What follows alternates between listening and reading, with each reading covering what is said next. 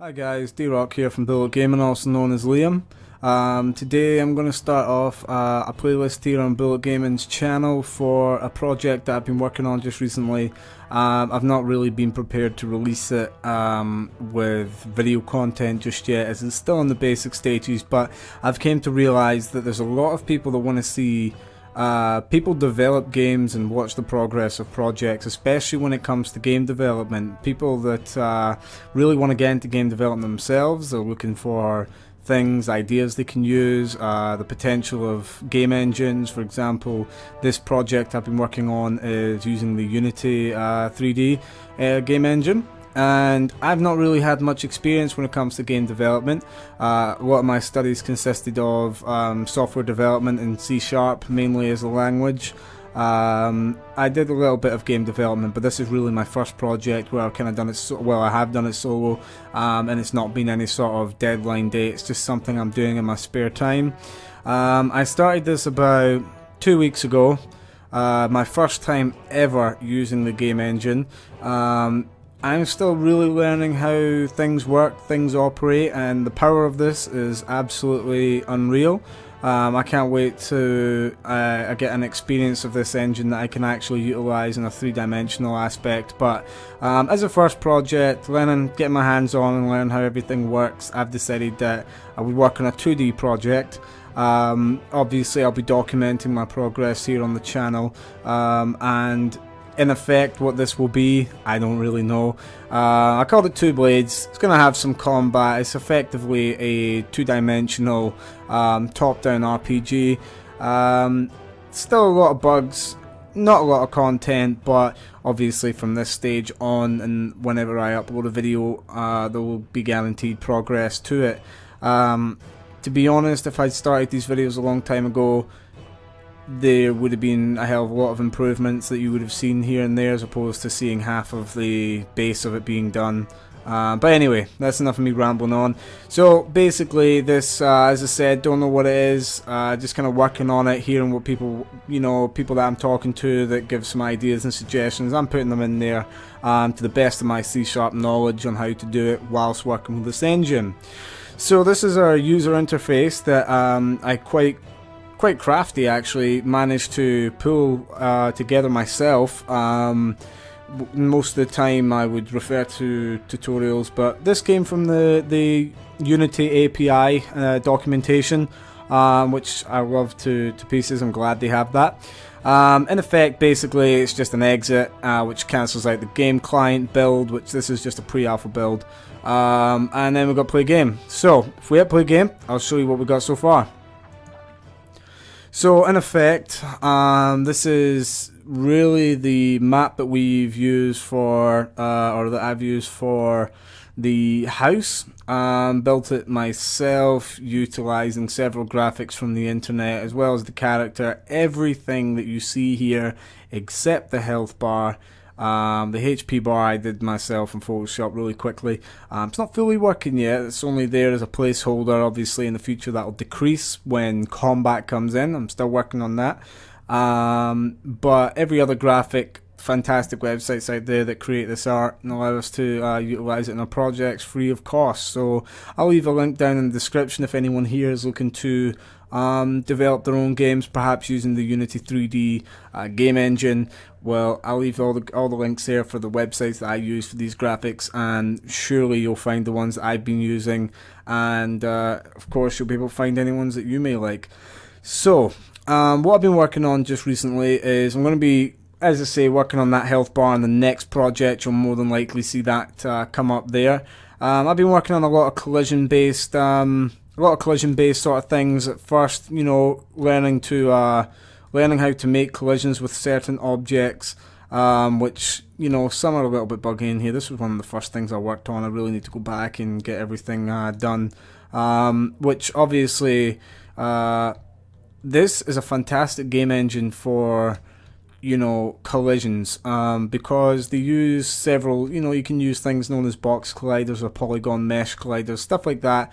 It's absolutely fantastic, especially when you can learn how to utilize it within the C# code, and I couldn't believe how easy it was. As you can see, there is movement, player mobility, walking left, walking right, up and down. This is just a standard stock sprite that I've used for the character. It's nowhere near going to be in the final project. I just liked it because it was clean, it got to the point, and it allowed me to kind of work on other things whilst, you know, I can go back. The movement's working, the animations are working. All I got to do in the future is change the animation. So it worked well as a placeholder for the time being. So we'll go outside. As you can see, when you exit out of here, got a nice transition between before we come out. There's a little bit of music that plays and sound effects depending on where you are in the world. I don't know, obviously, if that's heard too much. In the future, I may just release a video where there's very little commentary and I switch between the game volume. And obviously, that's got several things taken into account. A couple of birds tweeping, the river that's running here. This is all collision based, obviously collision against the river or the tree, for example. The top of the tree, however, no collision there, which is unbelievably easy to set up when you're using the Unity game engine for segregating, you know, graphics and making certain parts collidable and certain parts not collidable. It's absolutely fantastic. So as you can see, there's two random people that look the exact same as me walking around in a random pattern. Basically, I've been working on the NPC system before I moved on to the combat.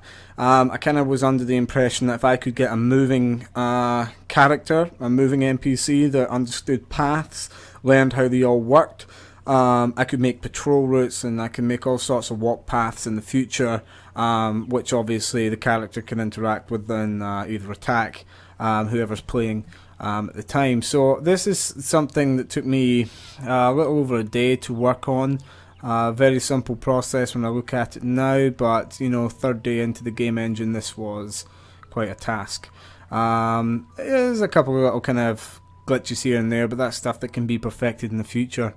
So after I got these guys walking in the pattern and making them repeat the way they just came, I thought we're going to need to work on the interaction menu, which is what I'm still working on. I'm sure you guys will see in the next development video that will be improved, but as you can see, when they approach, they detect that you're actually standing there. A press E to interact will come up, then when you walk away, they continue walking.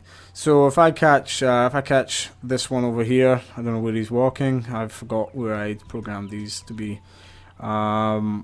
We'll just stand here until he comes back.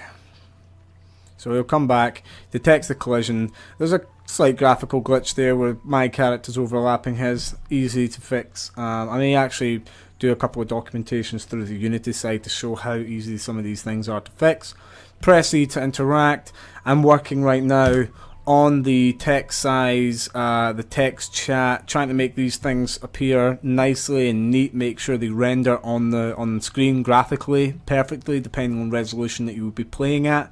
That's a bit of a task, I must admit, but I'm working on it, and obviously in the next update there'll be further progression added onto that. So several little upgrades here with the graphics. Obviously we've got collisions once again, going behind trees and whatnot. That is less code and more Unity side, which is, I can't complain at that, you know, it's one less thing that you need to worry about. Obviously several areas of the map which have all been designed by myself, once again using sprites off of the wonderful internet. And then once again, places that they can progress onto, change of music for example, change of sound effects, anything to give a little bit of a change of pace. Whereas this area is kind of giving the impression that it's a very open area. You know, not really a hostile area if you look at it. I don't really want to give off that impression, as this is really the first, in effect, junction that players are going to meet. In effect, where they've got 3 different directions that they can go to, and obviously depending on where they go will depend on where it takes them. I've still to work on the world. I've still got to perfect the world. I've got to make sure there's places they can explore. I'm looking for ideas. If you've got any ideas, make sure you drop them in the comments. This would be a project for myself to learn, a project for you to learn, and you know, for our first project, this would be an absolutely epic thing to have multiple people giving their own input onto it. So if you've got any input, make sure you drop in the comment. Obviously here, I'm sure you've noticed by now the huge hole that's here. This is why I am working on the NPC system, especially the combat. Now I'm planning on working on some sort of leveling system or some way that can in effect distance the player between certain monsters, certain enemies, whatever it may be on the map. And obviously this area will be segregated to the more experienced players, maybe, I don't know, level 10, something that would be pretty quick into getting into the pace of things once the questing gets inserted into the project. But as you can hear by the music and see by the visual side of things, this is not really a place you want to walk into when you first start the game. Obviously the world's subject to change. This black hole might just vanish by the time it actually gets 10 episodes in on documentation, but right now this is the plan.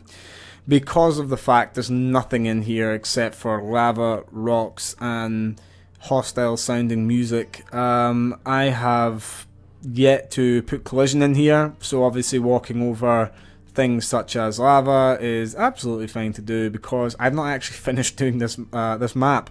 The pathway here, the flooring graphically, and the lava is really all that's in here. I want to start putting in some, you know, rocks that are burnt out and things like that. And then once I've got the NPC system working, making sure path routes are in place, I want to start working on getting the NPCs in here. Then at a later date working on the combat system and perhaps placing a quest in here at a later date. So obviously for a first episode, you guys are saying, well, this is quite basic, but you know, I think it has potential, especially for someone that's learning how to utilize the Unity engine. C# language I'm pretty familiar with, utilizing that graphically and using some of the game objects and classes that Unity provide.